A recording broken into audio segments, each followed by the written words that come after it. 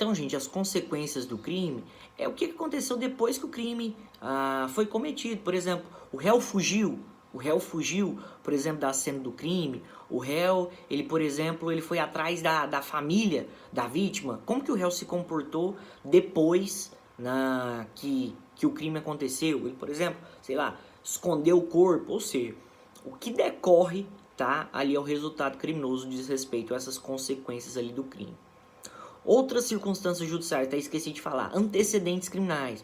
Nesse caso, o juiz tem que analisar se o réu é primário ou não. Os antecedentes criminais dizem respeito aos fatos penais que aconteceram antes daquele delito.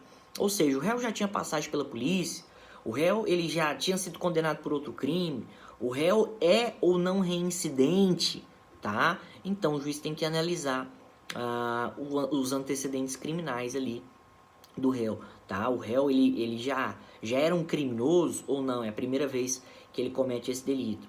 E também tem que ser analisado o comportamento da vítima, tá? Ou seja, a participação que a vítima teve, tá? Dentro ali do contexto criminoso. Por exemplo, depois que a vítima foi furtada ou roubada, ela voltou a conversar com o réu, depois que a vítima, por exemplo, vamos supor que a vítima ela tenha sido vítima de uma lesão corporal. A vítima ela manteve amizade com o réu, ela continuou conversando, ou seja, deixou isso para lá, esqueceu ou não. O comportamento da vítima, como foi a participação da vítima dentro daquele contexto criminoso. Por exemplo, aconteceu um furto, aconteceu um roubo. A vítima, ela, por exemplo, estava andando de noite sozinha numa rua deserta, numa rua escura. Ou seja, tem que ser analisado, tá? De que forma que a vítima ela participou desse fato criminoso, ou seja, como que foi o comportamento da vítima, se a vítima de alguma forma ela facilitou para aquele crime acontecesse ou não. Vamos lá.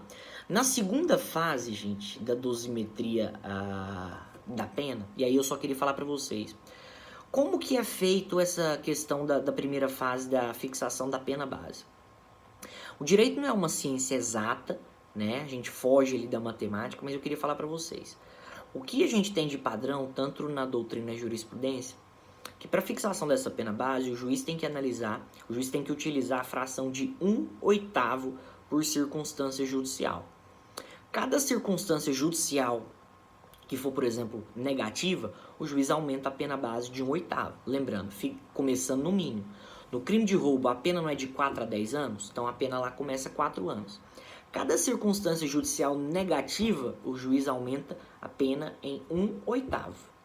Tá? Então, cada circunstância judicial negativa, o juiz aumenta a pena em 1/8. E cada circunstância judicial positiva, o juiz reduz 1/8.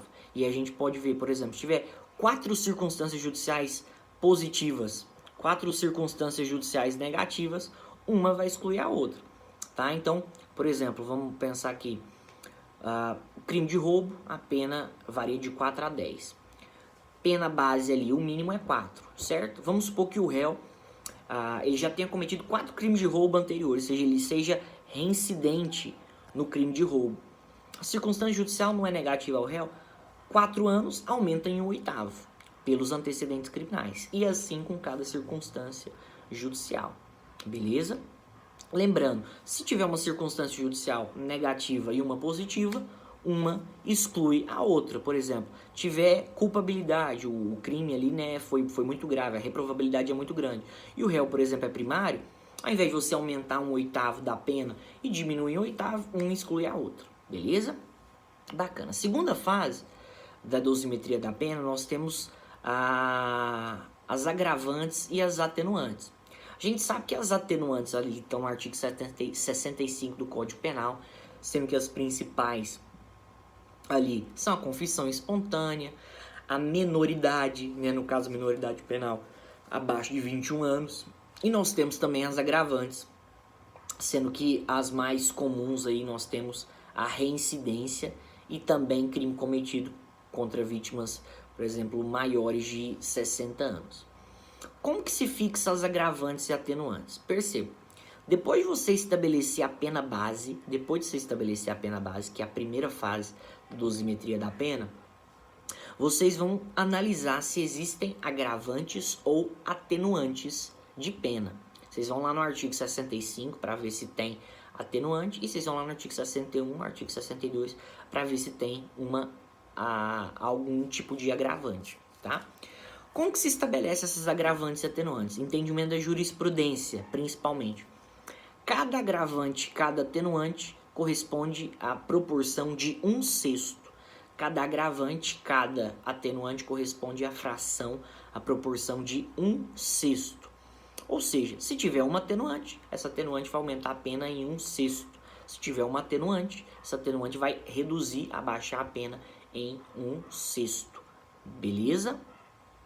Então, nessa segunda fase, tá? Nessa segunda fase ali da dosimetria da pena, você vai ter que analisar se, dentro do contexto criminoso, existem agravantes ou se existem atenuantes. Havendo agravantes, aumenta a pena em 1/6. Havendo algum tipo de atenuante, reduz a pena em 1/6. Beleza?